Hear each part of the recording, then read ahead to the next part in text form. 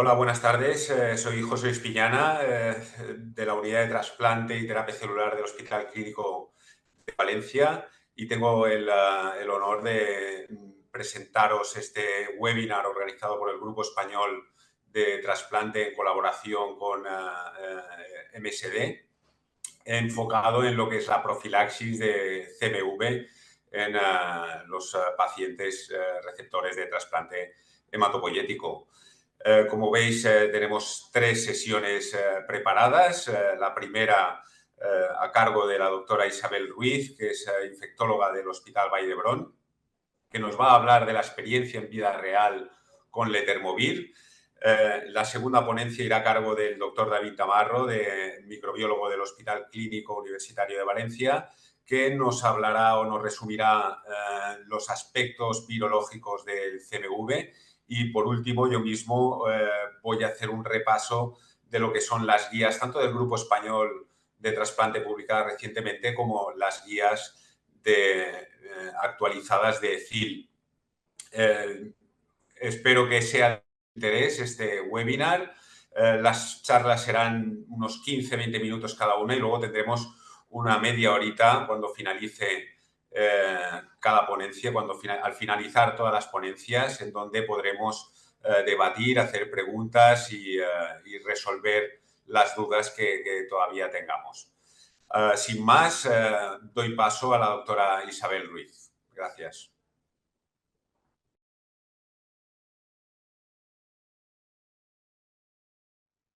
Buenas tardes a todos. En primer lugar, agradecer a MSD la organización de esta reunión y el tema que me han encargado es la experiencia en vida real con Letermovir, hacer un breve repaso de lo que hay en la actualidad. Bueno, espero estar a la altura de los siguientes ponentes que realmente son impresionantes y yo creo que va a ser una reunión en la cual vamos a aprender todos. Estos son mis conflictos de interés y yo he preparado esta sesión hablando un poquito de una introducción, las indicaciones que tenemos actualmente y en cuanto a la experiencia en vida real, basándome en las consideraciones que hay en los metaanálisis, diferentes estudios que por H o por B me han llamado la atención para establecer finalmente unas conclusiones y marcar aquellos puntos que todavía están un poco oscuros y que debemos resolver a lo largo de los próximos años y espero que también con la aparición de las nuevas guías pues se nos aclare un poco más. Sabemos por ficha técnica y por lo que hay en la actualidad que el Letermovir está indicado para la profilaxis de la reactivación de citomegalovirus y de la enfermedad que éste causa en pacientes seropositivos, es decir, en pacientes que son receptor positivo y que van a recibir un trasplante halogénico. Hasta la actualidad, esta debe mantenerse durante 100 días, hasta después del trasplante, y en algunos pacientes puede considerarse el administrarle durante más días. Próximamente, con la aprobación por parte de la Agencia Española, etcétera, probablemente esto pueda ser ampliado. ¿Y en qué se basa esto? Pues esto se basa en el estudio de Marty, que fue publicado en el año 2017, en el que se hacía un ensayo clínico a doble ciego en pacientes que iban a ser sometidos a trasplante halogénico y unos recibían placebo, otros Letermovir, y Letermovir demostró que hasta el día +100 disminuía de forma significativa la replicación del virus de citomegalovirus, también la enfermedad relacionada con el mismo y que había una disminución de la mortalidad global en estos pacientes. Por otra parte, el Letermovir era bien tolerado y además se vio que pasados estos 100 días, hasta la semana 24, estos efectos, aunque con menor significación, también se mantenían en el tiempo. De ahí que se utilizara Letermovir con más o menos problemas dependiendo de la comunidad autónoma en la que nos encontremos. ¿Qué tenemos de los estudios de vida real? Estos estudios que están publicados, pues unos son uni o multicéntricos, el comparativo es el histórico que tiene cada hospital. Hay diferentes tipos de trasplante halogénico mezclados, aunque sabemos que todos tienen diferente riesgo, sabemos que el Letermovir está indicado para aquellos receptores seropositivos independientemente del trasplante halogénico que reciban. Analizan la mayoría de ellos la reactivación del citomegalovirus cuando existe una infección clínicamente significativa y esto pues incluye el que tengas que hacer una terapia anticipada o que tengas una enfermedad por citomegalovirus en muchos de los trabajos, y por otra parte se analiza la mortalidad no relacionada con la enfermedad y la mortalidad global. La mayoría de trabajos son a 100 días, aunque algunos se alarga a 200, y hay alguno que, aunque se ha hecho tratamiento durante 100 días, valora el efecto al año. Ahora, en la actualidad, están apareciendo estudios a más 200 días. ¿Qué pasa con estos trabajos? Pues que en la mayoría el inicio del Letermovir varía. Algunos lo empiezan el primer quinto día, pero la mayoría entre la primera semana, con lo cual si hay alguna infección más precoz de estos 28 días puede cambiar un poco el resultado. La determinación para hablar de reactivación se hace por PCR en sangre total o en plasma, varía en un sitio y en otro, y por lo tanto varía el cutoff con el cual están diciendo que existe reactivación viral. Hay cutoffs que están por encima de 150, otros que están por encima de 3000, hay que valoran que en un tipo de pacientes están por encima de 1000 y en otros por encima de 3000, es decir, que cada uno utiliza el cutoff que le va bien. Y por otra parte, existe todavía algún trabajo en el que no se utiliza PCR y se utiliza antigenemia, y esto hace que los resultados sean más heterogéneos. Como significativo, he cogido dos metaanálisis existentes. El primero, que es el que yo considero que tiene más valor, es el de Kemalis, del grupo del Anderson. Aquí recogen 48 estudios, que es un total de 7.104 pacientes, desde el inicio del uso del Letermovir hasta el año 2021. La mayoría son comparativos de un único centro. Muchos son trabajos publicados, algunos son comunicaciones a congresos y la mayoría de ellos de los Estados Unidos. Y esto hace que los resultados sean un poco heterogéneos cuando se comparan los publicados con los trabajos presentados a congreso y con los que son fuera y dentro de los Estados Unidos. Hay variación en la valoración de los métodos PCR o antígeno y, como ya he dicho, en el cutoff. La mayoría son en pacientes en profilaxis primaria y la definición de reactivación también varía. Entonces, lo que sí que observan todos los trabajos es que hay una disminución en la reactivación, en la infección clínicamente significativa, en la enfermedad relacionada con CMV en el día más 100 y 200 al compararlo con el grupo histórico. Reduce también todas las causas de mortalidad no relacionada con la infección más allá del día 200, y, como ya he dicho, hay resultados que son heterogéneos, ¿no? Además, por otra parte, las tasas de enfermedad son realmente bajas, oscilan entre un 0 y un 6%, y el mayor beneficio a los 100 días de la utilización del Letermovir se ven aquellos pacientes con trasplante de cordón umbilical, aquellos que reciben ciclofosfamida post-trasplante o otros de muy alto riesgo. Por otra parte, los efectos de complicaciones relacionadas con CMV también se ven disminuidas, como pueden ser porque no se utiliza terapia anticipada con valganciclovir o ganciclovir, que puede producir hemotoxicidad, ¿no? Y además los efectos producidos por el virus, directos e indirectos, pues también se ven minimizados en este metaanálisis. Existe otro metaanálisis realizado por el grupo que son que es un grupo de China. Entonces, aquí se incluyen pacientes del 2017 al 2022. Algunos coinciden con los del estudio anterior, pero otros no. Aquí solamente toman 28 estudios con aproximadamente cerca de 2.500 pacientes, y también se ve nuevamente que la incidencia de reactivación a las 14 semanas y en cualquier momento pues es de un 10 y un 7% respectivamente, y de enfermedad por debajo de un 5%, un 1% a la semana 14 y un 4% en cualquier momento. No hay efectos adversos, muy poca insuficiencia renal, y lo que sí que ven es que pasados los 3 meses, la reactivación, la incidencia de reactivación del virus puede incrementarse hasta un 50%.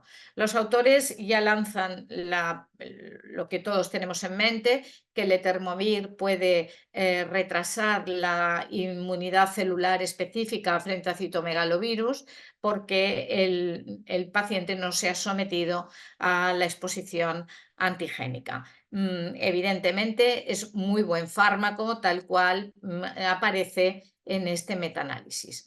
Respecto a trabajos que me han llamado la atención, este primero es un estudio caso-control, aunque se hace de forma retrospectiva en 6 hospitales alemanes que comparan 200 con letermovir y 200 sin letermovir.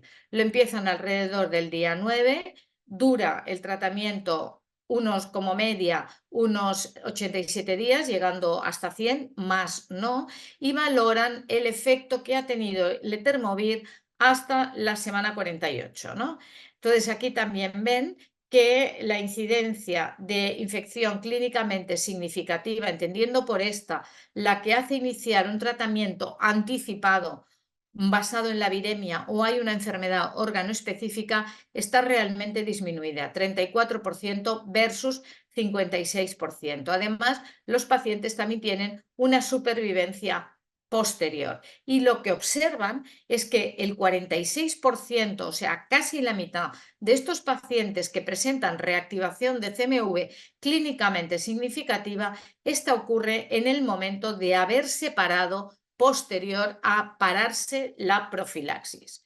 La neutropenia severa el día de la infusión es el factor de riesgo principal para desarrollar después una infección clínicamente significativa en los pacientes que reciben profilaxis. 2 trabajos más, uno canadiense que tiene 158 pacientes que no reciben letermovir y 115 que sí.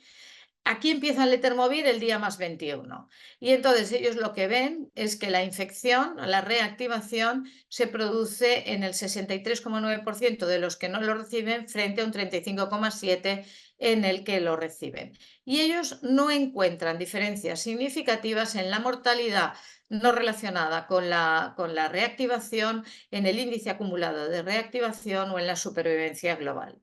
Y otro trabajo de Japón, con un grupo de 821 pacientes, consideran que es un fármaco seguro, que es efectivo, un 16,57% de los pacientes que lo reciben frente a casi un 30% de los que no lo reciben necesita hacer terapia anticipada y que la enfermedad por citomegalovirus también es inferior, 1,34% en el grupo que está bajo este control.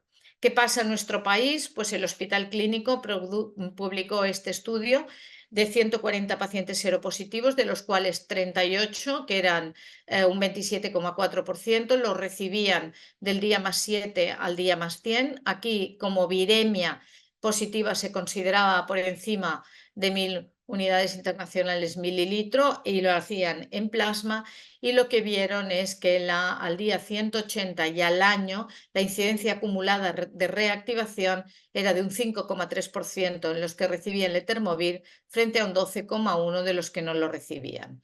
En este estudio, los pacientes que presentaban esta reactivación, en la mayoría la presentaban cuando ya se había parado el tratamiento profiláctico. Por otra parte, en cuanto a la enfermedad que existía por CMV en un grupo o en otro, no encontraron diferencia y ellos concluyen su trabajo diciendo que tiene un efecto protector frente a reactivación, pero no frente a la reducción de la enfermedad por citomegalovirus. Y el trabajo que yo considero muy interesante, porque todos sabemos que aquellos, y siempre hemos visto que los pacientes que son receptores negativos tienen una mortalidad más baja que los receptores positivos, hasta la actualidad era un hecho claro, pues el grupo de Kemali, también del Anderson, lo que hace es de 1.701 trasplantes hematopoyéticos, divide a aquellos que son donante y receptor negativo, 131, receptor positivo que no recibe letermovir y receptor positivo en tratamiento con letermovir.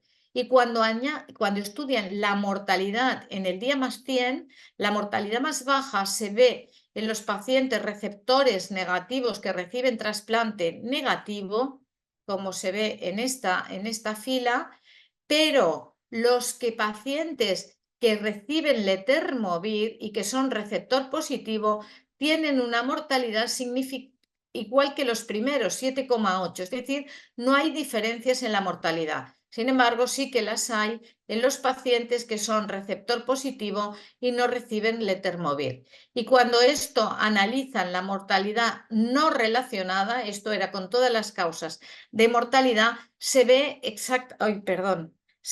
exactamente lo mismo. Se ve exactamente lo mismo, que los pacientes que son receptor negativo tienen una mortalidad de un 3,8% frente a un 6,8% en los que están recibiendo letermovir y más alta en los que no lo reciben, de un 11%. Es decir, que ese gap existente, dependiendo del seroestatus, probablemente esté ya por desaparecer. Otro trabajo pues, que también he considerado es que estudian durante un año y pico a 306 pacientes que reciben un trasplante de hematopoyético y que están en profilaxis con letermovir. Y aquí lo que os comentaba, aquí toman como cutoff 500 los que son de alto riesgo y 1000 los que no consideran de tan alto riesgo, ¿no? Entonces lo que encuentran es que la enfermedad injerto contrarreceptor realmente es aquella que hace aumentar el riesgo de 3 a 6 veces de tener una replicación y una infección clínicamente significativa por citomegalovirus. Cuando lo analizan el efecto producido después de 100 días de profilaxis, pues a nivel de reactivación ven que a las 14 semanas la reactivación es de un 26,5%, cuando anteriormente ellos la tenían de un 56%.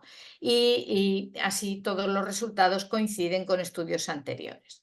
En cuanto a alargar la profilaxis, pues sabemos que en este estudio que se realizó, que era un estudio a doble ciego controlado con placebo, fase 3, que cogía a los pacientes que habían llevado 14 semanas de tratamiento y los aleatorizaba a unos continuar en profilaxis y a otros recibir placebo, se vio que la profilaxis era protectora y que la incidencia de replicación estaba en un 3% en los que continuaban la profilaxis frente a un 19% en los que no. Y si mirábamos infección clínicamente significativa, pues teníamos 2 pacientes en los que recibía el letermovir, que era un 1% frente a un 18%. Es decir, que el efecto se mantenía en el día más 200. Entonces, esto ha llevado a que existan en la actualidad varios ensayos clínicos que hablen de prolongar este tratamiento y se vean estudios en vida real que la prolongación del tratamiento hasta el día más 200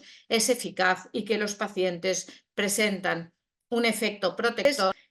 Como conclusiones, yo puedo decir que analizando estos resultados en vida real, podemos ver que estos resultados son muy similares a los de los ensayos clínicos en cuanto a reactivación y mortalidad global, que se confirma en todos ellos la buena tolerancia del fármaco, que la mayoría de las reactivaciones ocurren una vez parado el letermovir y que hay buenos resultados tanto en profilaxis secundaria como en la prolongación del tratamiento hasta el día más 200. Pero esto nos lleva, y después del análisis que he hecho, a pensar, a intentar resolver estas cuestiones que podemos discutir a posteriori.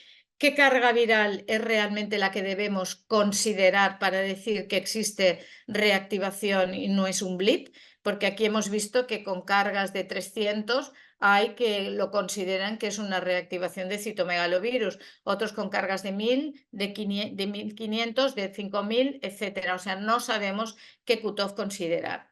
Por otra parte, ¿hemos de hacer algún estudio antes de parar la profilaxis con letermovir? ¿Hemos de mirar si el paciente tiene inmunidad celular específica frente a citomegalovirus? ¿Hemos de hacer algo? ¿No lo hemos de hacer?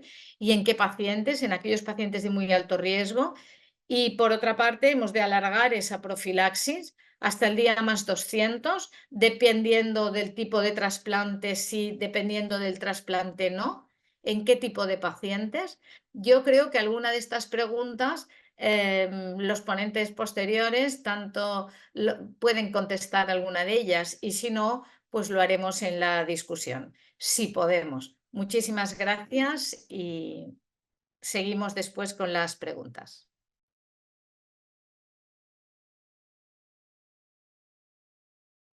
Buenas tardes. En primer lugar, agradecer a GET la amabilidad que ha tenido al invitarme a participar en esta reunión.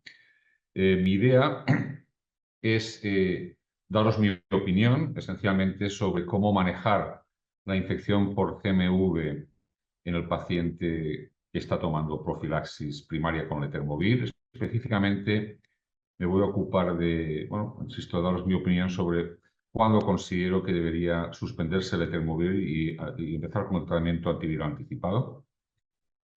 En segundo lugar, quiero hablaros de cómo veo la posibilidad de utilizar pruebas de inmunidad específica T frente a Cytomegalovirus para determinar cuánto debe durar la profilaxis con letermovir. Y en tercer lugar, muy rápidamente, pues hablaré de cómo veo el problema de la resistencia al letermovir, si este existe esencialmente y cómo deberíamos manejarlo.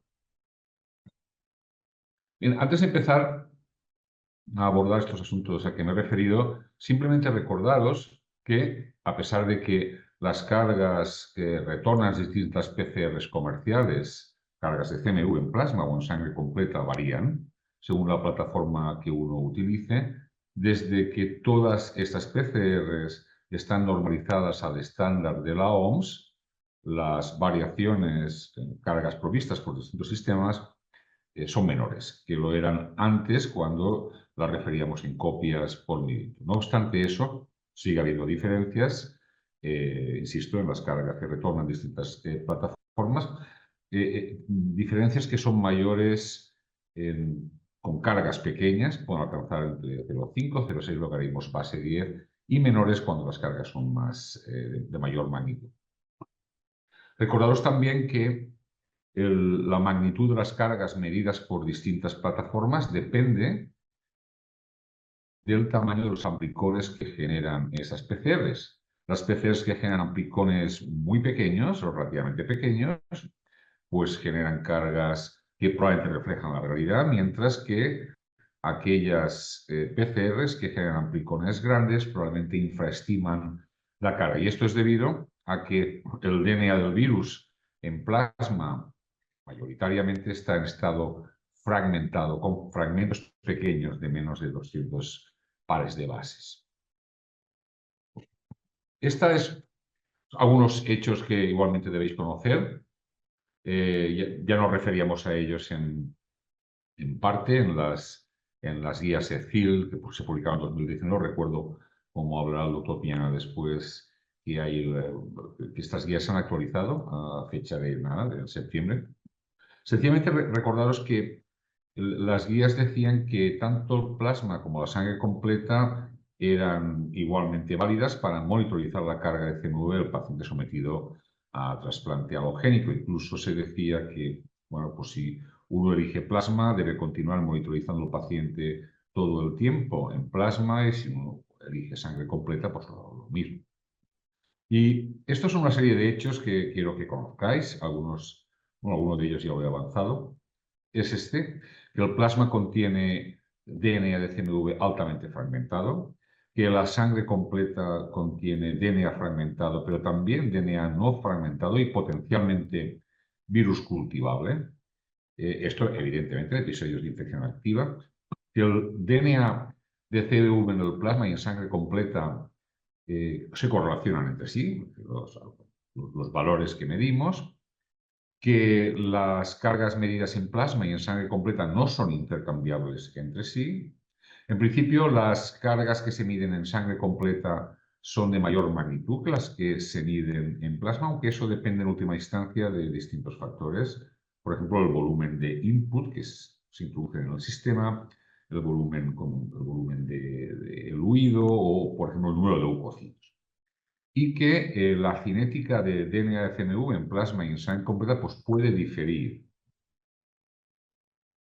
Como seguramente os habrá dicho ya Isabel, centrándome ya en cómo manejar la infección por CMV en el paciente con letermovir, pues los cutoffs, los puntos de corte de carga viral que determinan que se suspenda letermovir y se inicie tratamiento anticipado, pues varían enormemente según el centro que uno considere, varían según se utilice plasma o sangre completa.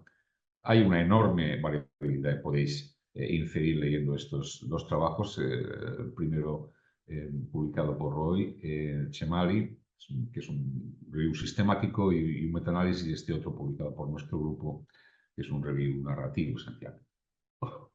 Bien, hay un asunto muy relevante que tiene que ver para el propósito de esta charla, que tiene que ver con el mecanismo de acción del letermovir. Sabéis que el letermovir el letermovir actúa sobre un complejo llamado terminasa. Este complejo terminasa lo que hace es escindir concatémeros de DNA completo, de CMV, así es como se replica el ácido nucleico del virus.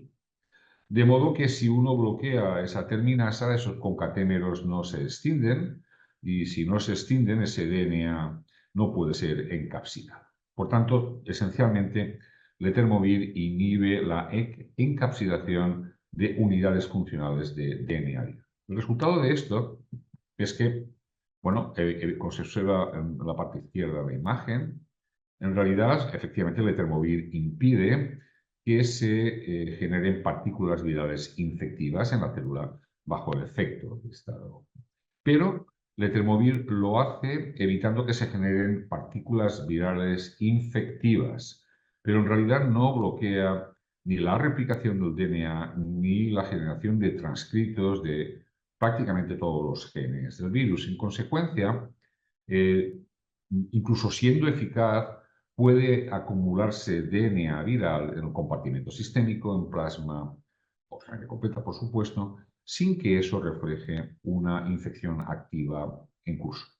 Insisto, esto es muy relevante. Por tanto, uno puede encontrar DNemia por citomegalovirus en plasma o en sangre completa en el transcurso de un curso efectivo de profilaxis por letermovir. Este es un trabajo publicado por el grupo de Fausto Valdanti en Italia, en que, bueno, de alguna forma caracterizaban los episodios de DNemia que se producían en pacientes sometidos a profilaxis primaria. Como veis, pues muchos de estos pacientes desarrollaron DNemia, 34,7%, con cargas bajas, como veis ahí en sangre completa. Un 28% desarrolló también de anemia plasmática, con cargas que como media también eran bajas, unas 200 unidades internacionales por mililitro. Ellos en su centro utilizan un threshold para administrar tratamiento anticipado de 10.000 copias por mililitro en sangre completa. Bueno, pues con este criterio ellos no vieron ningún episodio que requiriera tratamiento anticipado, y tampoco tuvieron ningún episodio en que se desarrollara enfermedad orgánica, lo que llamamos ambas cosas infección clínicamente significativa. Incluso ellos no pudieron cocultivar virus de sangre completa en fibroblastos. Consecuentemente, lo que concluyen, aquí tenéis que a la izquierda sangre completa, lo que veis es que, bueno, puesto que todos los episodios se resolvieron espontáneamente, pues en ese contexto ninguno alcanzó niveles de más de 1.500 unidades internacionales en sangre completa o 1.800 por ahí en sangre en plasma. Es decir, que en su serie todos los episodios se resolvieron espontáneamente, sin necesidad de administrar tratamiento antiviral. No hubo enfermedad orgánica y las cargas máximas que se alcanzaban pues eran de, como os decía, aproximadamente hasta 2.000 en sangre completa y 1.700, 1.300. Ese es un trabajo que publicó nuestro grupo en colaboración con el grupo de la FE. Bueno, pues evaluamos también igualmente pacientes en profilaxis primaria con letermovir. En los dos centros utilizábamos cargas razonablemente altas para interrumpir letermovir y administrar PET. En nuestro hospital, en el clínico, 1.500 unidades internacionales por mililitro, en el hospital AFE 1.000 unidades internacionales por mililitro.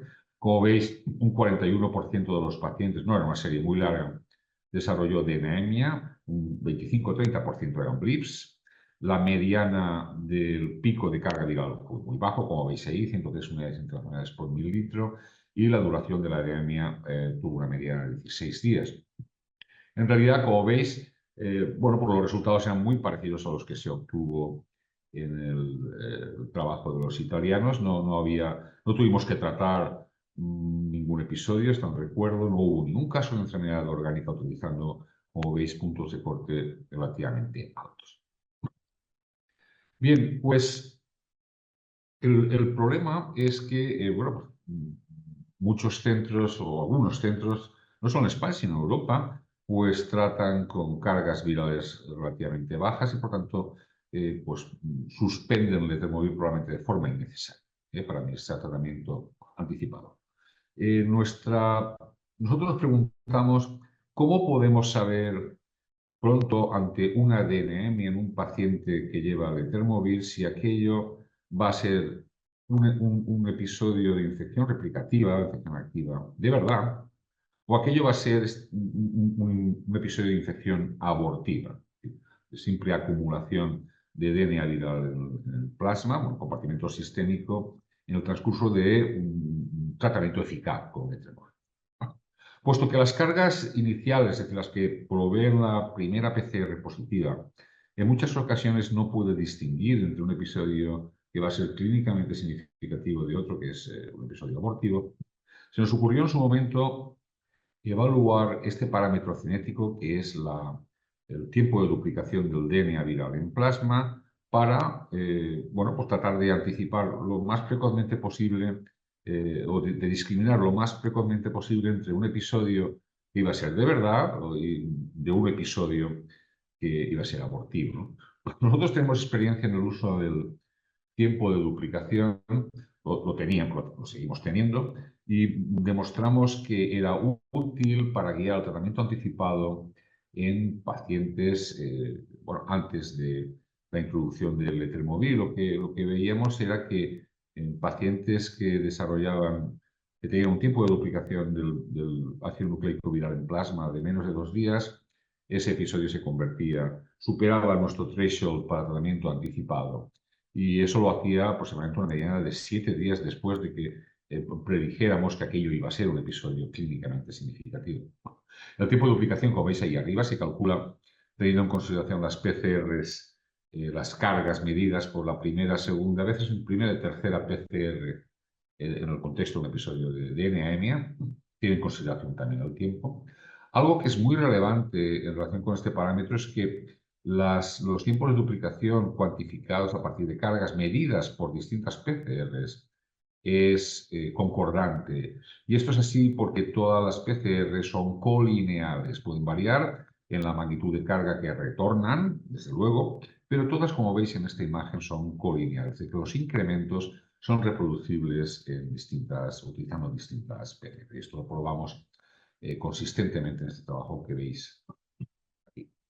Bien, en su momento, como os digo, en pacientes naïf para el letermovir, antes de la introducción del letermovir, lo que demostramos es que el uso de este parámetro, en vez de una carga fija para determinar cuándo administrar tratamiento antiviral, en nuestro contexto, utilizando una carga para tratar, un cutoff para tratar de 1.500 unidades internacionales por mililitro, lo que demostramos, insisto, es que el uso de este parámetro cinético nos permitía adelantar el tratamiento anticipado cuando éste iba a llegar necesariamente y acortar la duración de los cursos de ganciclovir en estos pacientes. Bien, lo que pensamos es, pues igual este parámetro cinético, el tipo de duplicación del DNA viral en plasma, nos permite distinguir pronto entre episodios de infección activa real, de episodios abortivos en el contexto del uso del letermovir y profilaxis primaria. Esto lo evaluamos en este estudio, que era, como veis, bicéntrico, incluía a pacientes del clínico y de la fe, como os he dicho, incluimos 62, y como veis, 45 tuvieron DNAMIA, pero solo 8 de ellos tuvieron una DNAMIA clínicamente significativa que exigió tratamiento. Lo que hacíamos para calcular en este estudio el tiempo de duplicación era utilizar, como os he dicho antes, la carga medida en la primera, en la segunda o en la tercera PCR consecutiva, al menos tenía que haber un aumento del doble entre entre la carga media de las dos PCRs consideradas y el tiempo transcurrido entre las dos PCRs consideradas para medir la carga, perdón, el tiempo de duplicación, tenía que ser inferior a 10 días. Como veis, la frecuencia de monitorización de estos pacientes era 2 por semana y el cutoff para tratamiento anticipado era más de 1000 unidades internacionales, 1000 en la FE, 1500 en nuestro centro, aunque utilizábamos PCRs distintas. Esto es así. Y lo que veíamos esencialmente es que la simple posibilidad de calcular el tiempo de duplicación, solo poder calcularlo, porque se daban los parámetros que os acabo de comentar, definía en un 80% de las situaciones aquellos episodios que iban a superar el cutoff e iban a ser tratados, es decir, que definían episodios clínicamente significativos. Insistir, por insistir, no lo he dicho, pero lo digo ahora, que no hubo ni un solo caso de enfermedad en esta serie. Por tanto, el valor predictivo positivo para cuando se podía calcular el tiempo de duplicación para predecir infección clínicamente significativa era del 80% y lo que es igualmente importante o más, el valor predictivo negativo era del 100%. Bueno, pues estos resultados demostraban que efectivamente el uso de este parámetro cinético puede ser de utilidad para distinguir precozmente entre episodios de infección activa real y episodios de infección abortiva. Esto lo hemos querido evaluar en un estudio multicéntrico que se ha hecho auspiciado por el Grupo Español de Trasplante Hematopoyético y que todavía no está publicado. Lo que hicimos esencialmente fue, este es un registro de casos y utilizamos aquellos que habían sido atendidos en hospitales que utilizan corrientemente una carga de 1000 o más, hasta 1500 unidades internacionales en plasma para interrumpir el Letermovir y administrar tratamiento anticipado. Estos son los 12 hospitales participantes, las PCRs que se utilizaban en cada hospital, etc. Por resumir, estos datos no están publicados aún. Lo que veíamos esencialmente es que la anemia durante la profilaxis primaria se produjo el total 64 de 286 pacientes, si no recuerdo mal, con una incidencia acumulada del 21,6%. Es interesante que el 30% aproximadamente de esos episodios eran blips. Fijaos en que solo 9 de los 64 pacientes desarrollaron infección por CMV clínicamente significativa con un solo caso de enfermedad gastrointestinal diagnosticado en este paciente. Y, importante, en línea con lo que habíamos publicado en el estudio que os he referido antes, el tiempo de duplicación de DNA en plasma podía calcularse en 7 de los 10 episodios clínicamente significativos, un 70%, y en 10 de los 78 no clínicamente significativos. Y, por tanto, claramente la calculabilidad del tiempo de duplicación anticipaba el desarrollo de episodios clínicamente significativos en un altísimo porcentaje de los casos.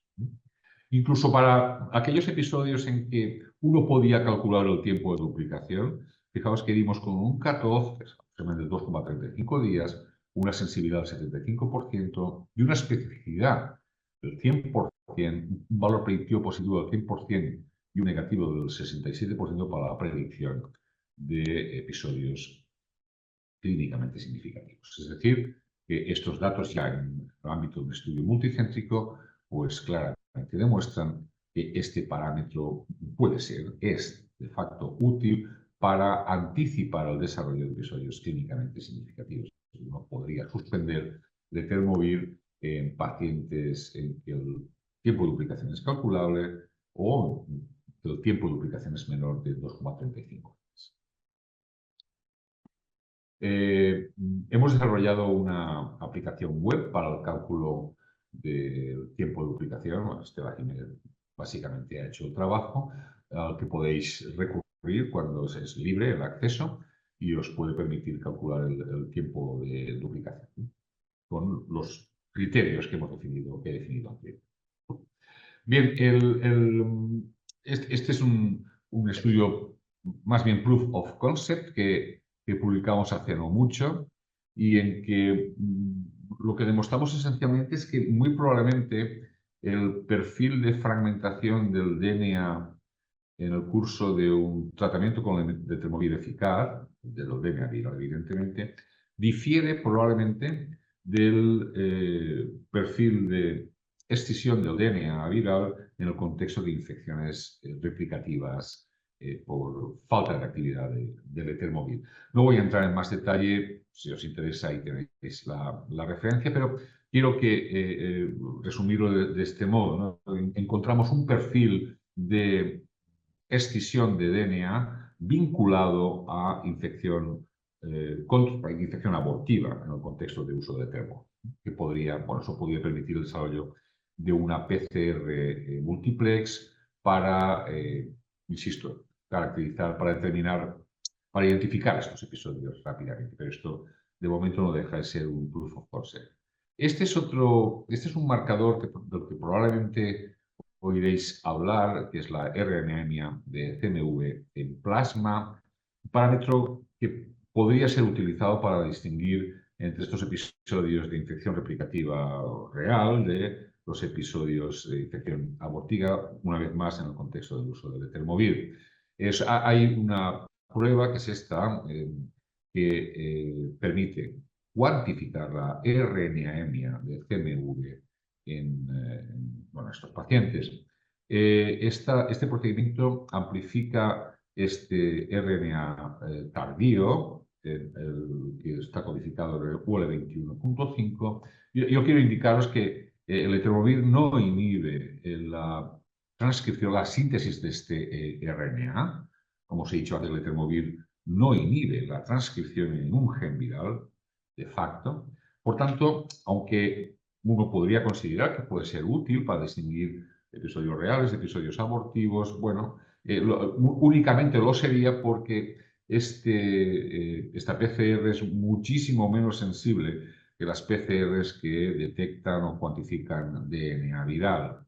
De modo que la negatividad de la detección de esta R-anemia se asocia con episodios abortivos, mientras que la positividad se asocia con episodios reales de replicación del virus en el contexto de profilaxis primaria. Pero si uno le echa un vistazo a esta gráfica, claramente lo que se ve es que la cinética de aparición y desaparición o aclaramiento de este RNA en plasma se superpone a la del DNA. Por tanto, puede ser útil, pero creo que podemos apañarnos con determinaciones de DNA.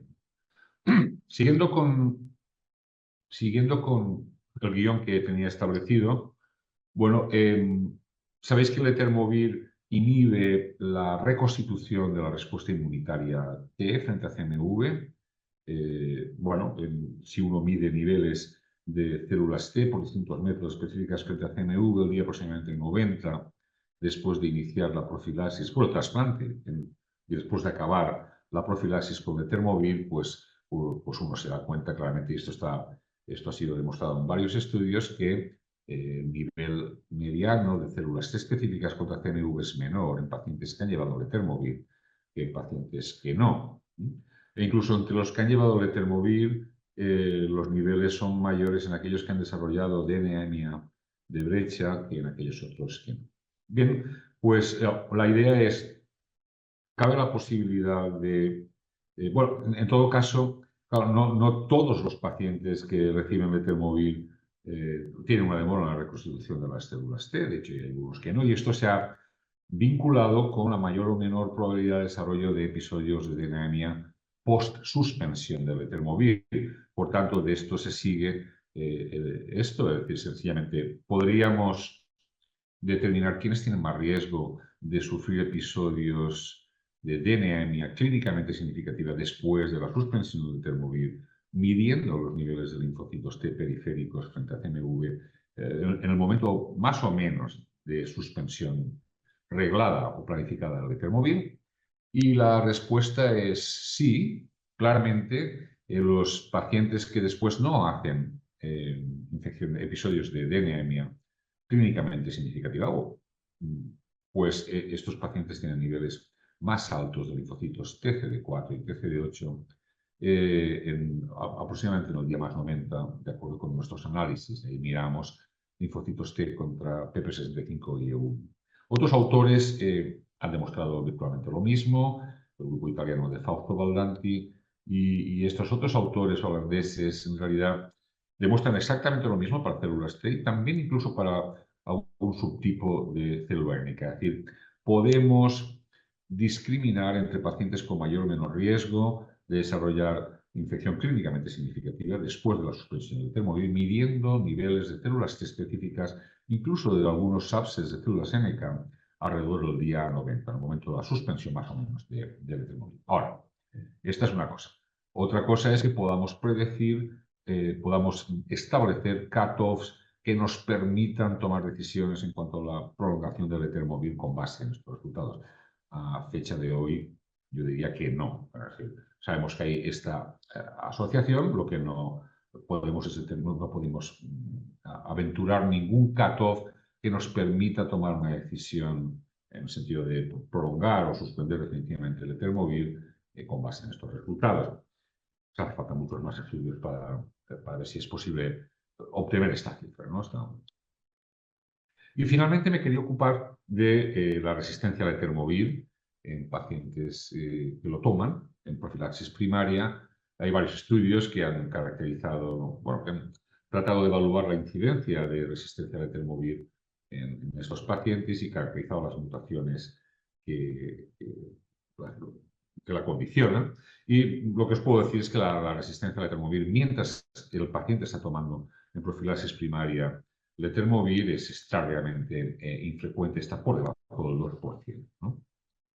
No obstante eso, es importante que consideréis lo siguiente, y es que a pesar de que la frecuencia de emergencia de variantes resistentes al letermovir durante la profilaxis primaria es muy reducida en magnitud, la resistencia al letermovir puede seleccionarse con relativa facilidad in vitro y muy probablemente en escenarios con un alto nivel de replicación viral. Esto es así porque mutaciones simples en determinadas ubicaciones concretas de UL54, perdón, de UL56 en particular, condicionan resistencia de mayor o menor nivel in vitro y también in vivo, naturalmente. Es decir, que puede decirse que el letermovir tiene una barrera fina para el desarrollo de resistencias, ¿no? Y estas aparecen en situaciones, insisto, en que el virus se replica muy activamente y a gran nivel.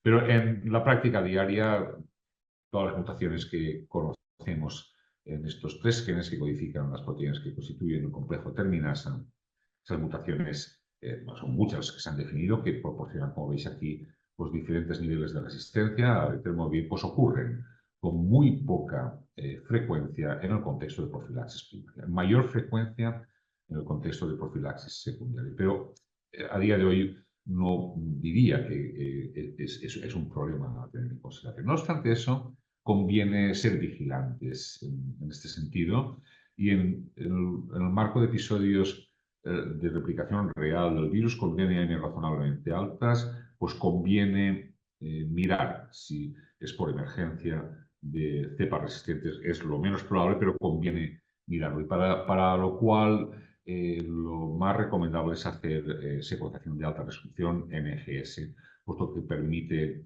detectar variantes presentes en una frecuencia menor del 20%, al contrario que Sanger, ¿no? Es lo que hacemos, al menos en nuestro centro, cuando se producen DNAmias de brecha que superan un determinado nivel de carga, 1000 unidades en nuestro centro. Bien, y para acabar esta diapositiva que ilustra un poco cómo hacemos nosotros las cosas, al menos en este centro, y cómo creo yo que deberían hacerse, ¿no? Extenderse a otros centros. Y es que, evidentemente, en los pacientes sometidos a ALO con profilaxis primaria por letermovir, pues hay que monitorizar la carga, evidentemente, con carácter semanal, bisemanal, si se detecta DNA en algún momento, que es importante no tratar con cargas bajas, de cargas bajas plasmáticas de DNA viral. Yo diría que el cutoff de 1000 unidades internacionales por mililitro, con independencia de la PCR que se utilice, siempre que esta genere amplicones de menos de 150 pares de bases. Creo que es un cutoff razonable para suspender el etermovir y administrar tratamiento anticipado, pero no creo que sea razonable empezar a tratar con cargas por debajo de esta magnitud y desde luego no con la primera carga posible. Insistir en que el tiempo de duplicación del DNA viral en plasma puede ser de utilidad para reconocer precozmente estos episodios clínicamente significativos. Es probable que incluso suspendiendo el tratamiento con el termovir y administrando el tratamiento anticipado con base en este parámetro cinético, probablemente podamos reducir el tiempo de tratamiento de episodios clínicamente significativos. Creo que es relevante, insisto, en mirar la posibilidad de que haya variantes en mayor o menor proporción resistentes al etermovir en el contexto de episodios replicativos de brecha de alto nivel, con cargas mayores a 1000 unidades internacionales. Creo que puede ser relevante mirar el día más 100, cuando se está planificada la suspensión del etermovir, el número de células T periféricas, utilizando geometría de flujo o T-spot o cuantiferol, cualquier método a vuestro alcance, para tratar de determinar si podemos dar con algún cutoff que nos permita saber qué pacientes tienen más riesgo de desarrollar episodios de anemia clínicamente significativa cuando se suspende el etermovir, porque estos pacientes probablemente serían tributarios de una extensión del tratamiento profiláctico. Y nada, agradecer una vez más a mi gente, particularmente a estos tres que veis ahí, a Estela, a Eliseo y a Nacho, porque son, como se dice, pivotales en los trabajos relacionados con CMV en mi grupo. Y gracias por vuestra atención.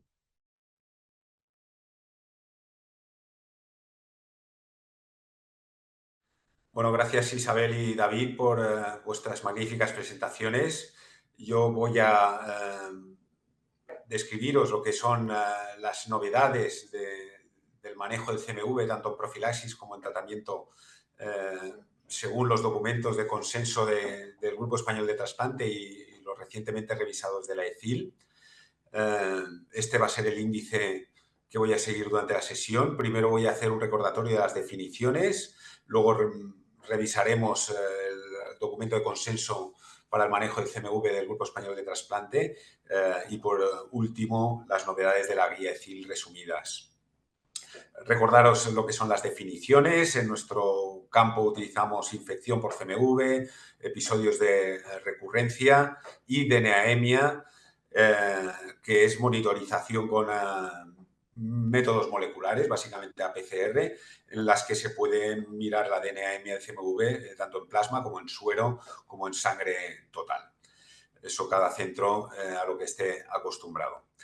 Recordar lo que son las resistencias antivirales, no cambian con respecto a la ECIL del 2017, 3 tipos: genotipo, resistencia genotípica, resistencia fenotípica y resistencia clínica. La genotípica es la que se detectan mutaciones que infieren resistencia a fármacos antivirales. La fenotípica es cuando se cultivan virus con fármaco y se ve que hay resistencia. Y la clínica, que es la más frecuente, es cuando se cumplen determinados parámetros en cuanto a incremento de un logaritmo tras 2 semanas de tratamiento anticipado adecuado o digamos que no hay una reducción de la DNA-emia tras tras 2 semanas de tratamiento anticipado apropiado o que en casos de enfermedad pues empeoren los síntomas.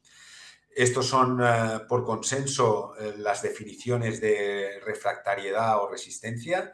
Refractariedad, pues cuando se incrementa la DNA-emia a un logaritmo después de 2 tratamientos, o sea, de 2 semanas de tratamiento anticipado adecuado.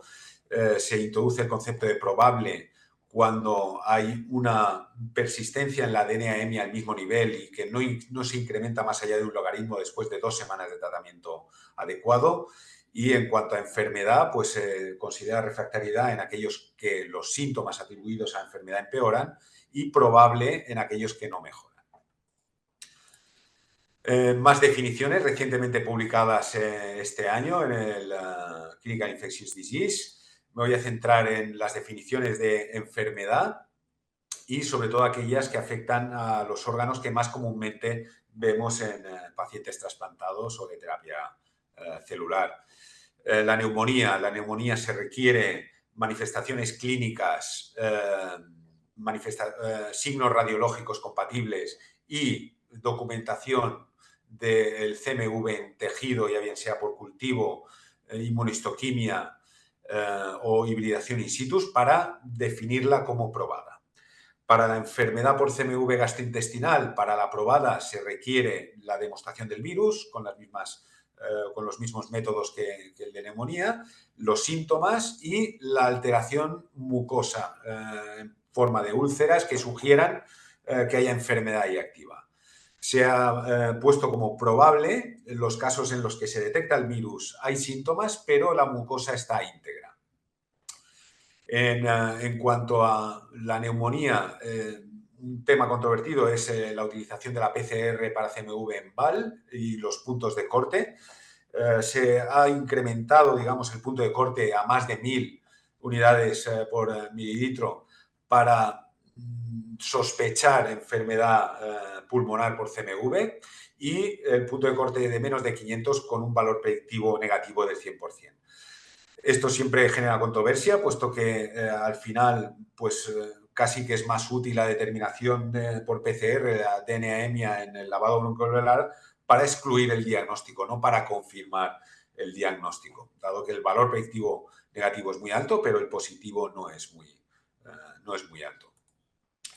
Se introduce también una tercera clasificación en enfermedad gastrointestinal, que es la posible, y esta es cuando, habiendo alteraciones de la mucosa, habiendo síntomas, en la PCR, o sea, en el tejido gastrointestinal, por PCR se detecta DNA del CMV. En este caso, se consideraría posible.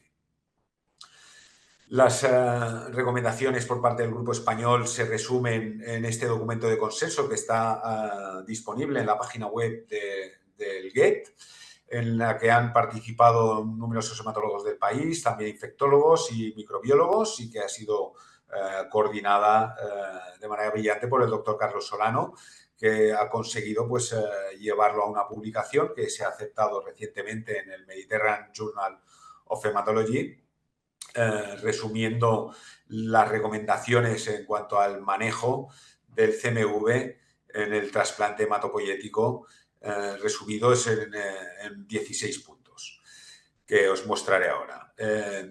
Hacemos recomendaciones en cuanto a la monitorización del CMV en CAR y con nuevas moléculas. Se aconseja monitorizar el CMV en CAR en pacientes considerados de alto riesgo, desde antes de la linfodepleción hasta el día 60.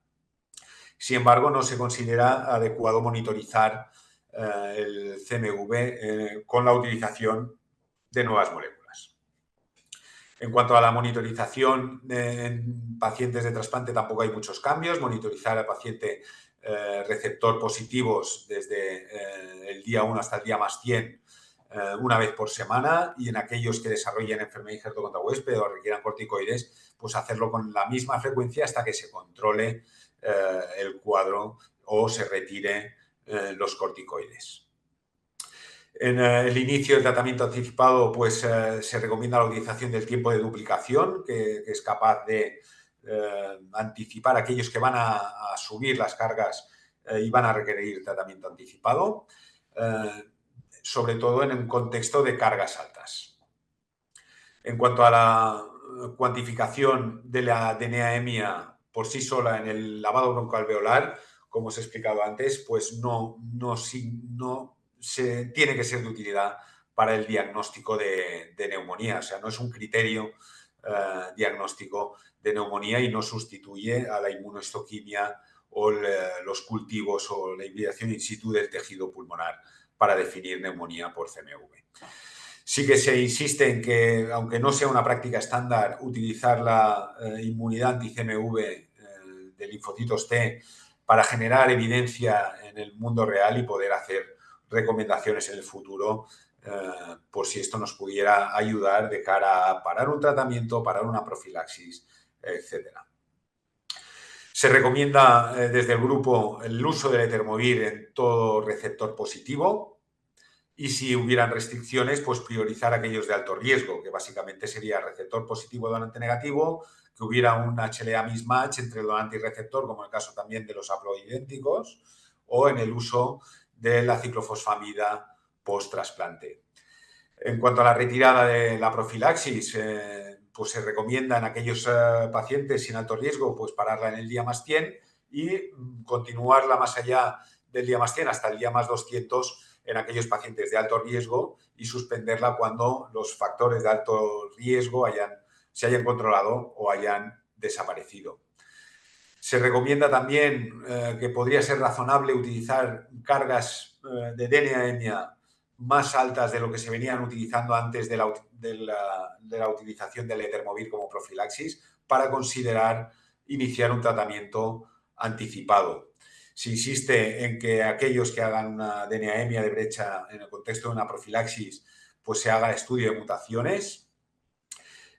También se hacen recomendaciones en cuanto a la profilaxis secundaria en casos de DNA-emias recurrentes hasta que desaparezcan los factores de riesgo que están implicados en el desarrollo de estas recurrencias. Sí que se moja el documento español en que se puede hacer una parada del tratamiento anticipado tras una primera PCR negativa sin que esto aumente el riesgo de una recurrencia posterior. Sugerimos también el estudio de mutaciones en casos de cumplir definiciones de refractariedad o probable refractariedad de cara a identificar mutaciones que confieren resistencia a fármacos y poder utilizar el fármaco más adecuado en cada momento. Introducimos también el maribavir como tratamiento de elección en casos refractarios o posiblemente refractarios, dado que se consiguen buenos controles de la DNA-emia y con un perfil de toxicidad más favorable que los antivirales actualmente disponibles. También se hace referencia a aquellos centros que dispongan de terapia celular en estas situaciones que puedan utilizarlo. Y por último, pues que se deberían investigar combinaciones de fármacos en situaciones de CMV refractario, excepto lo que es la combinación maribavir-ganciclovir, que son antagonistas, como bien sabéis. Vamos a repasar ahora las novedades de la guía ECIL. Está dividida en 3 bloques, primero en lo que es terapia CAR, luego en trasplante alogénico en cuanto a monitorización, profilaxis y por último en casos de refractariedad. En el CAR-T, que es nuevo de estas guías de este año, en 2017 no aparecían, en estas guías sí que aparecen y se recomendará monitorizar el CMV solo en aquellos pacientes que sean seropositivos, obviamente, antes de la terapia CAR. En pacientes seropositivos, se recomienda hacer una determinación antes de iniciar la linfodepleción y en aquellos que sean positivos, pues hacer una monitorización. Se definen los factores de riesgo para DNA-emia por CMV en pacientes CAR, aquellos que desarrollan un CRS, un síndrome de liberación de citoquinas grado 3-4, aquellos que requieran el uso de tratamiento corticoideo durante más de 3 días, aquellos que mantengan una linfopenia o que se haya utilizado más de 2 inmunosupresores en el caso, por ejemplo, de ICANS grado 2-4 refractario a corticoides. Se debe hacer la monitorización en estos pacientes de alto riesgo desde las 2 a las 6 semanas después de la infusión CAR del producto. Y también sí que se podría hacer un tratamiento, sí que se recomienda hacer un tratamiento anticipado en casos de DNA-emia por CMV elevada o con una cinética elevada, aunque no se mojan en un punto de corte. Eso ya cada centro, como se venía haciendo en trasplante alogénico, decidirá el punto de corte más adecuado para iniciar un tratamiento anticipado en este contexto. No se sabe todavía si los diferentes productos CAR, es decir, frente a CD19 o BCMA o cualquier otro, aumentan el riesgo de anemia por CMV. Por lo tanto, estas recomendaciones de momento aplican a todos los productos CAR. Sí que se especifica que la profilaxis en este contexto con letermovir no se recomienda. En cuanto a la monitorización, pocas novedades en el trasplante alogénico. Seguir monitorizando a los pacientes de alto riesgo, es decir, donante positivo, receptor positivo donante negativo o receptor negativo donante positivo. En caso de recibir profilaxis con letermovir, se recomienda seguir la monitorización, puesto que ya en el estudio pivotal se detectó que un 30% de pacientes presentaban infección por CMV clínicamente significativa, con lo cual pues, se sigue recomendando en estos pacientes monitorizar la DNA-anemia. En donantes y receptores negativos que estén a riesgo de hacer una primoinfección, se recomienda monitorizar, pero menos frecuentemente que en los pacientes, evidentemente, de alto riesgo, siempre y cuando no se pueda asegurar que, por ejemplo, la administración de productos de hemoderivados pues estén libres de CMV y que el paciente no esté en riesgo de hacer una primoinfección. En cuanto a la profilaxis, el uso del letermovir en receptores seropositivos tiene una graduación de A1, como no podía ser de otra manera, por la indicación. Desde la ECIR se recomienda iniciar lo antes posible la profilaxis con letermovir, intentando no llevarla más allá del día 28, dado que hay un porcentaje no despreciable de pacientes que van a presentar reactivación durante la fase de neutropenia. En cuanto a la duración del letermovir, se recomienda 100 días, aunque sí que se recomienda alargarlo a los 200 días en aquellos pacientes de alto riesgo de anemia o de enfermedad por CMV. Y se avisa también de tener cuidado con las interacciones con el letermovir, básicamente con el uso de ciclosporina. También se pone de manifiesto que no es adecuado o no se recomienda el uso de letermovir en pacientes seronegativos considerados de bajo riesgo, dado que los estudios no incluyeron esta subpoblación. En este sentido, el Grupo Español de Trasplante está llevando a cabo va a poner en marcha en breve el ensayo clínico del uso de letermovir en pacientes seronegativos, receptores seropositivos, y esto nos podrá dar algo de luz para ver si realmente el uso de letermovir en este contexto puede ser beneficioso o no. Este es un ensayo promovido por el Grupo Español de Trasplante, en el que hay muchos centros españoles incluidos y que os animo a reclutar en cuanto el ensayo esté abierto. Sí que se hace mención en estas guías los fenómenos de BLIP, que son aquellas detecciones de DNA-anemia en muestras individuales y que no se repiten ni en la previa ni en la posterior. Se recomienda que en estas situaciones, salvo que la carga sea muy elevada, no suspender el letermovir e iniciar tratamiento anticipado. Eso básicamente lo que nos está diciendo es que tenemos que monitorizar y tener documentada la DNA-anemia en muestras consecutivas antes de tomar una decisión de parar la profilaxis con letermovir.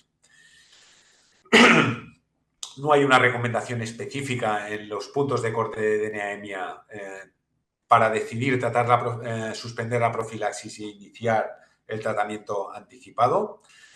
Decir que el letermovir pues no se recomienda como tratamiento anticipado ni tampoco tratamiento de la enfermedad, dado que este fármaco pues tiene un dintel muy digamos, ajustado para la generación de resistencias. En cuanto a las recomendaciones de tratamiento de las DNA-anemia recurrentes, refractarios o de las enfermedades, pues sí que se pone de manifiesto que las recurrencias, las refractariedades dependen mucho de las características del huésped y de los fármacos utilizados, y que las refractariedades generalmente se deben a la aparición de una cepa de virus que pudiera ser resistente a los fármacos administrados. En este sentido, se recomienda hacer estudios de mutaciones que confieran resistencia a fármacos, que esto puede ser útil para seleccionar el fármaco más adecuado, que el estudio de estas mutaciones se hagan por NGS o por PCR y que las recomendaciones en cuanto a repetir la genotipificación, si la carga viral no mejora, pues también sería adecuada, puesto que hay evidencia de que se adquieren nuevas mutaciones a lo largo del tiempo. Se incluye en estas guías el uso de maribavir con una recomendación a 1 en casos refractarios recurrentes, dado que se asocia a menores a un perfil de toxicidad más favorable. Sin embargo, se pone de manifiesto que el maribavir no atraviesa la barrera hematoencefálica, por lo tanto, no sería un fármaco de elección en la enfermedad por CMV a nivel del sistema nervioso central o de la retina.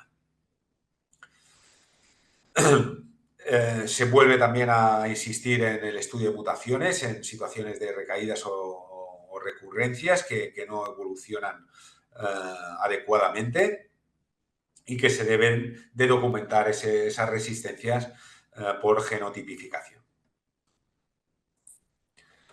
En cuanto a los fármacos, aparte del maribavir, pues se sigue manteniendo el foscarnet como una terapia alternativa, sobre todo en situaciones de enfermedad del sistema nervioso central, y el cidofovir para la retinitis por CMV.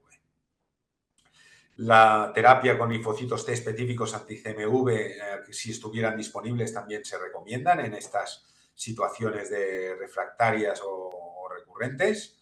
Y se vuelve a hacer hincapié en la no recomendación del letermovir en tratamiento del CMV refractario o recurrente o en situaciones de enfermedad por CMV. También se avisa de que la combinación de maribavir con valganciclovir no debe ser utilizada por el antagonismo que tienen.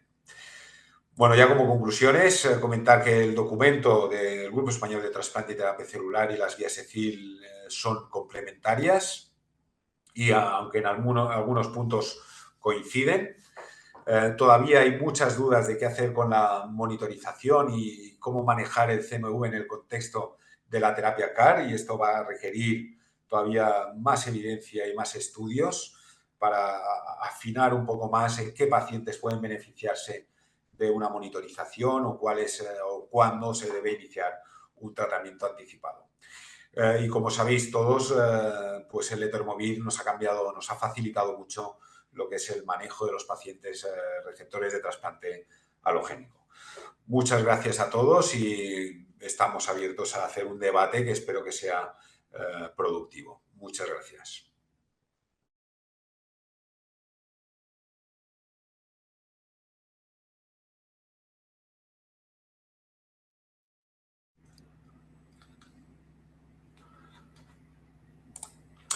Hola, ¿qué tal? Bueno, muchas gracias a todos por la asistencia. Creo que han sido 2 charlas, 3 estupendas, sobre todo las 2 primeras, porque la tercera ya era un resumen de las guías ECIL y de las recomendaciones del Grupo Español. Podéis hacer las preguntas por el chat, yo iré leyéndolas una por una. Mientras tanto, mientras me voy preparando ya las preguntas que están apareciendo en el chat, pues ya os envío una a los dos, a David y a Isabel, en cuanto a si creéis que es recomendable monitorizar el CMV en los pacientes CAR. Si es así, ¿a quién enfocaríais esa monitorización? El que quiera empezar, adelante. Isabel, tú. Empiezo yo. Bueno, Sí. muchas gracias, Alguet, por invitarme y aquí estamos. A ver, yo me posiciono más con las guías de la EBMT. Yo creo que la monitorización de CMV la tendríamos que hacer antes de realizar un CAR en aquellos pacientes que es positiva la PCR cuando vayamos al CAR, en estos pacientes sí que monitorizarlo, y luego en el resto de pacientes en los que son negativos la PCR, entonces simplemente si hay causas que justifican o que condicionan que pueda haber una replicación, como sería el uso de esteroides si el paciente tiene un ICANS persistente, si el paciente está con CRS o está entrando en esta dinámica que a veces sucede, ¿no? Yo en estos casos, por la experiencia nuestra, nosotros el 50% de los pacientes replicaron, pero no tuvimos ninguna enfermedad organoespecífica, no tuvimos ninguna complicación clínicamente significativa y nosotros monitorizamos a aquellos pacientes que tenían una carga viral persistentemente elevada, ¿no? Y que coincidía con esto. Se ha hablado también de si estos pacientes van a presentar una mortalidad superior a aquellos que han replicado. Yo creo que para esto hace falta más estudios y ver qué es lo que pasa en los próximos años. Y no sé qué piensa David. Sí, sí, no, exactamente lo mismo. Y la cosa es que, bueno, ahora en el CIL, pues, como no sé si lo dijiste, José Luis, en tu presentación no lo recuerdo, que Sí, efectivamente recomienda hacer un baseline, una carga en el momento en que sea, antes de la infusión de las células, y luego monitorizar con la misma frecuencia que se hace en trasplante alogénico si la carga basal es positiva, ¿no? Bueno, y luego efectivamente cuando hay complicaciones, pues, la tormenta citoquímica o el ICAM, por las que se usan corticoides altas dosis, pues también parece razonable también hacerlo. Una situación relativamente análoga, ¿no? La que vemos en efecto contra huésped agudo o grave, un paciente sometido a trasplante alogénico. Aquí la cosa es, si no pasan estas cosas, ICAM, CRS, ¿hasta cuándo monitorizamos? Y lo segundo es, ¿qué hacemos con las cargas que nos provee el laboratorio? Es decir, ¿tratamos con valganciclovir o no? ¿Cuál es el punto de corte? ¿Qué es una carga alta en estos pacientes?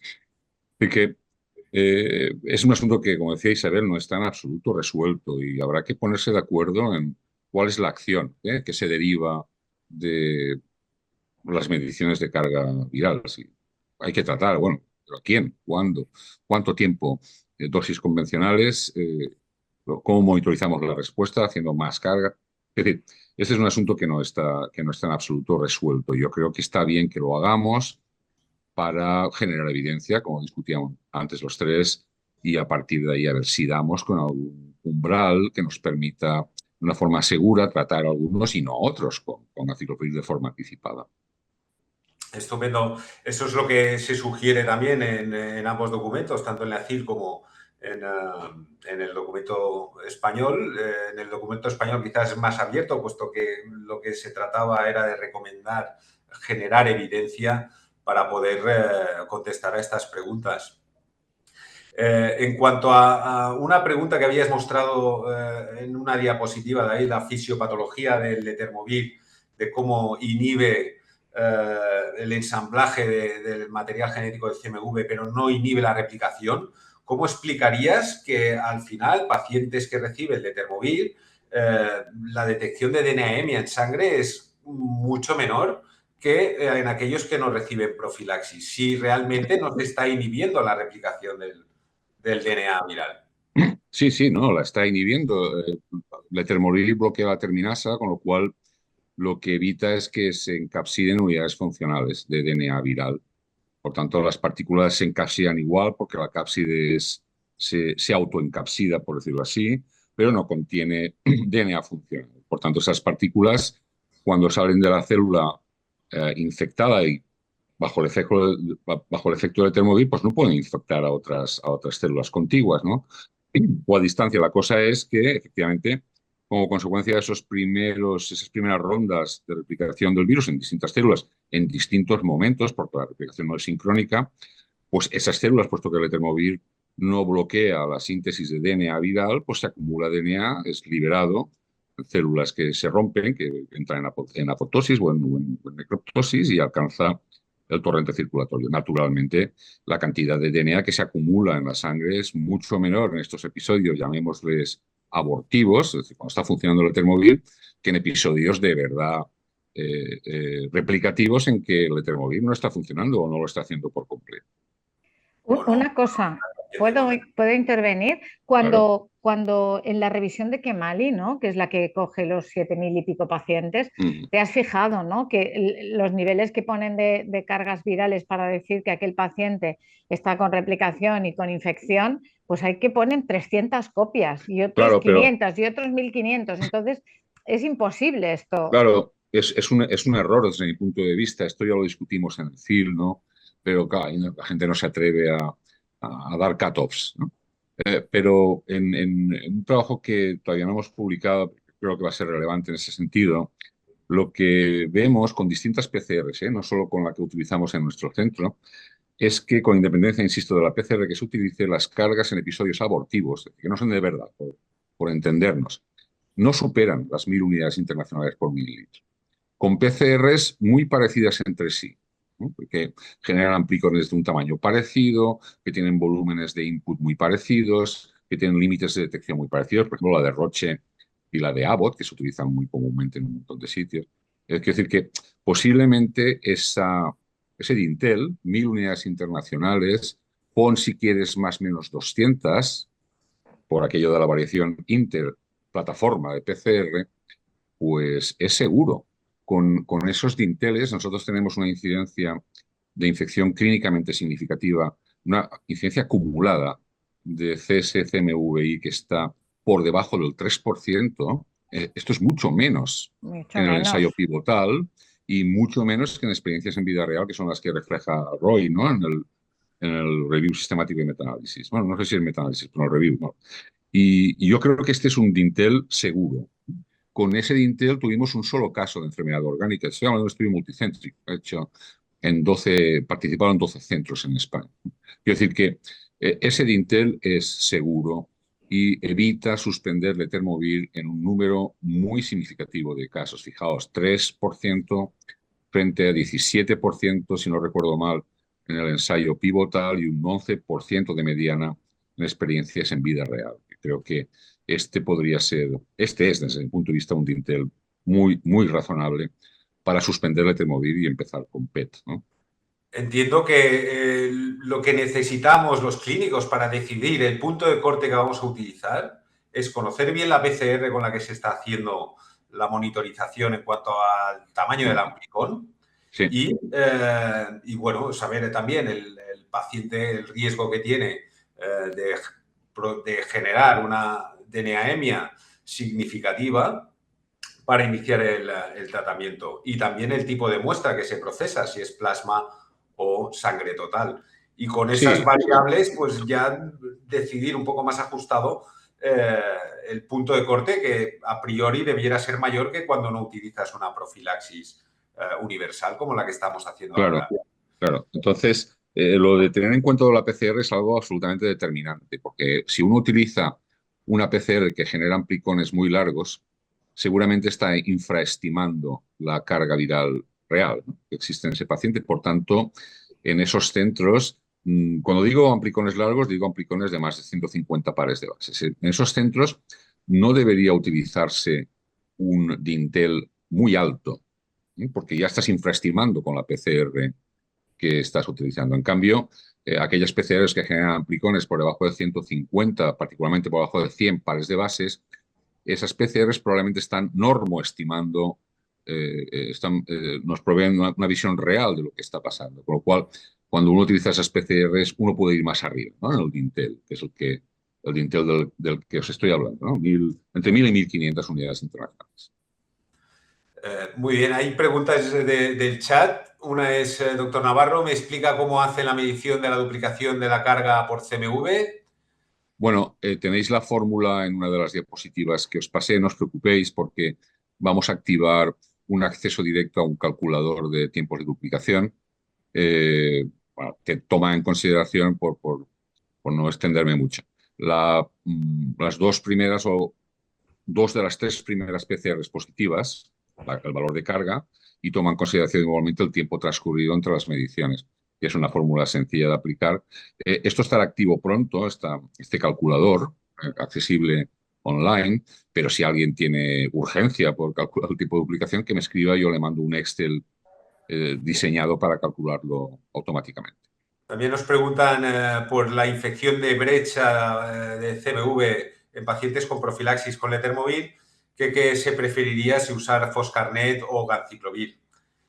En ese sentido, pues, si quieres, Isabel, tú misma. No, yo creo que depende del huésped. O sea, si podemos utilizar ganciclovir, utilizamos ganciclovir y si no, utilizamos Foscarnet o Maribavir en el momento actual.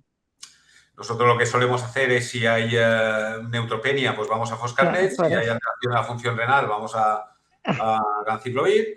Y si están las dos, pues tienes el comodín del público, Del Maribavir, el ¿no? O Maribavir. sea, es un poco dependiendo del huésped. Exacto. ¿Alguna opinión sobre infecciones de brecha por herpes 6 en pacientes con letermovir? Pregunta también Bueno, Daniel. Nosotros no lo No, monitorizamos. no, no. claro. Esto lo publicó el grupo de BOI, porque el Letermovir no tiene actividad contra el P6, por tanto, en realidad el escenario es virtualmente el mismo, ¿no?, que en ausencia del Letermovir, dependiendo de los factores de riesgo, siendo los factores de riesgo clave, ¿no?, la incidencia de anemia por el P6 e incluso los valores cuantitativos. Vale, una pregunta también del doctor Solano es, ¿está confirmado que la reconstitución inmune se retrasa durante la profilaxis por letermovir? Eh, sí, no en todos los pacientes, pero con carácter general.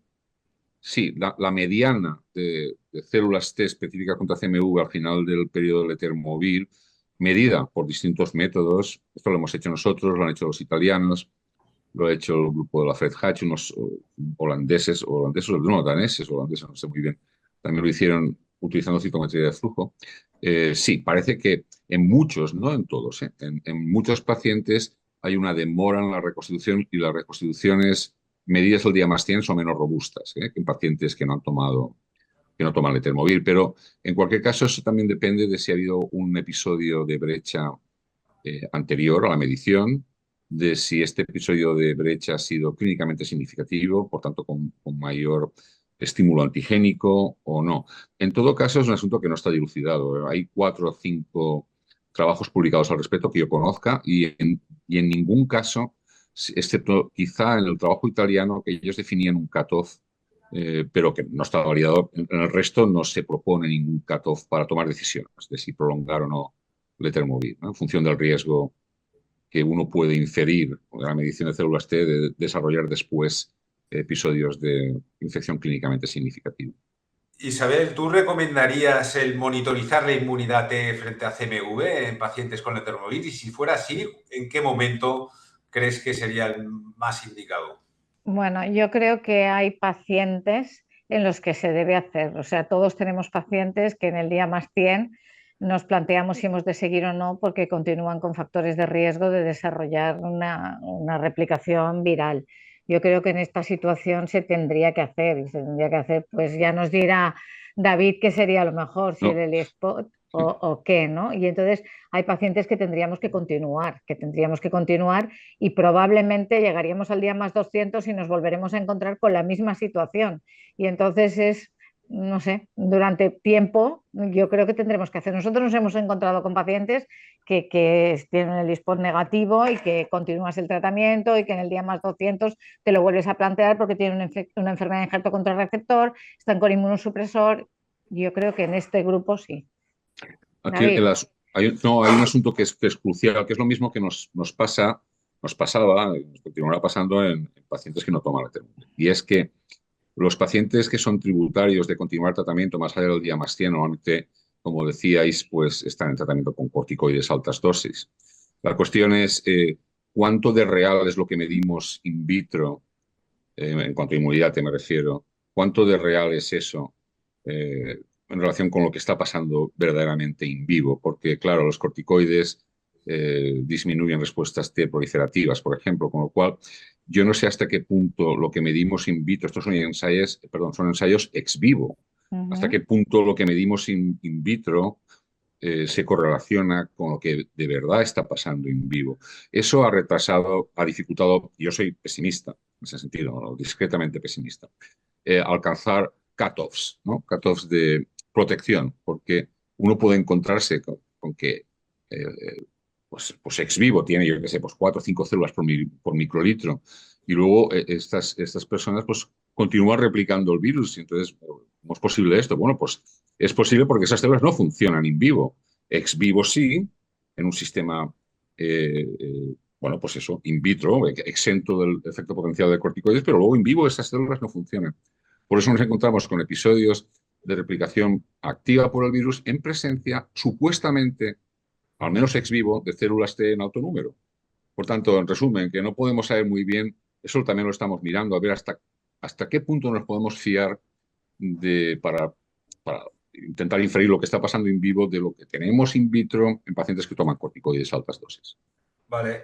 David, ¿nos puedes explicar para hematólogos las diferencias entre las diferentes formas de medir la inmunidad T comerciales versus citometría de flujo?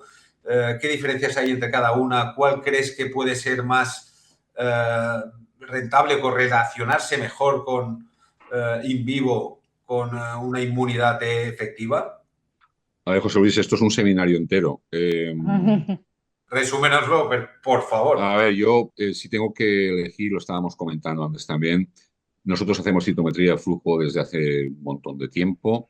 Nosotros tenemos mano con nuestra citometría de flujo, pero los ensayos de citometría de flujo que la gente utiliza, que son in-house, evidentemente todos. Bueno, hay una prueba que está comercializada, pero la mayor parte son in-house. Pues no sabemos cómo se correlacionan entre sí, por tanto, comparar experiencias es virtualmente imposible. Con la citometría de flujo uno tiene muchas ventajas. Mide CD4, CD8 por separado, puede saber qué pasa dentro de una superficie de la célula, qué clase de célula es, ¿no? Si es de memoria con marcadores de exhaustion, ¿no? Si es, yo qué sé, uno puede mirar la superficie, mira la cantidad, mira el tipo de citoquinas que produce cuando se estimula, yo qué sé, pues TNF-alfa, interferón gamma, interleuquina 2, lo que uno quiera. Claro, uno pues adquiere una información extremadamente exhaustiva. Con el spot y con cuantiferón, particularmente con este último, pues uno tiene una información mucho más restringida, ¿no? Con el spot pues uno mide CD4, CD8, en combinación no puede distinguir entre unos y otros, también NKs y NKTs que producen interferón gamma, y con cuantiferón uno mide sobre todo CD8 contra péptidos que no solo están incluidos en la proteína P65Y1, sino otras también. Es decir, son muy distintos entre sí y hay muchas experiencias publicadas, bueno, no tantas, alguna, en que se acredita claramente que no son overlap, que son la concordancia entre los distintos métodos, al menos cualitativa, ya no digamos cuantitativa, es bastante pobre, moderada en el mejor de los casos. Vale, si yo me tengo que decantar, yo haría ahora mismo el spot comercial. Vale, Es lo la que vamos última a hacer nosotros. ya para Isabel, y yo creo que lo podemos dejar aquí, es, Isabel, ¿recomendarías determinar los niveles del Etermovir? ¿Crees que esto realmente es importante en la práctica asistencial?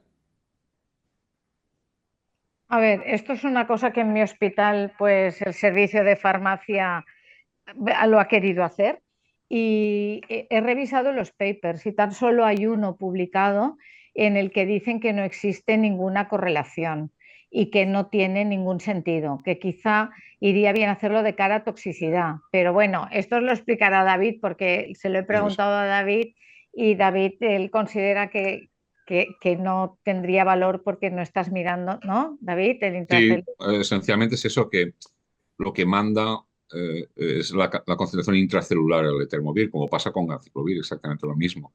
Y la concentración extracelular, es decir, la que uno puede medir en plasma, y la intracelular no necesariamente están correlacionadas. Nosotros en su momento probamos que la medición de ganciclovir, yo entiendo que probablemente pase lo mismo con el Etermovir, pues no predecía respuesta a tratamiento, al menos no tanto como evaluación de respuesta T. Además, tampoco hay definidos unos breakpoints de protección, como las TMIs, ¿no? De las bacterias.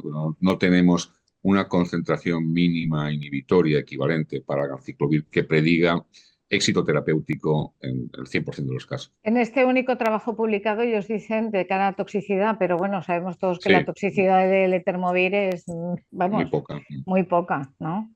Yo ahora mismo no lo sé, pero bueno, ya veremos. Ya veremos. Yo ni siquiera conocía el trabajo que mencionas, pero Ya te lo bueno. enviaré. Muy bien, pues si os parece, lo podemos dejar aquí. Muchas gracias a vosotros por las ponencias. Gracias a los que os habéis conectado en directo.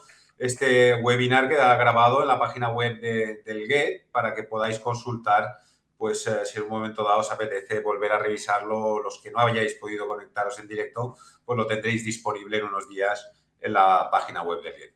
Muchas gracias a todos y hasta la próxima. Gracias. Hasta luego. Muchas gracias. Chao.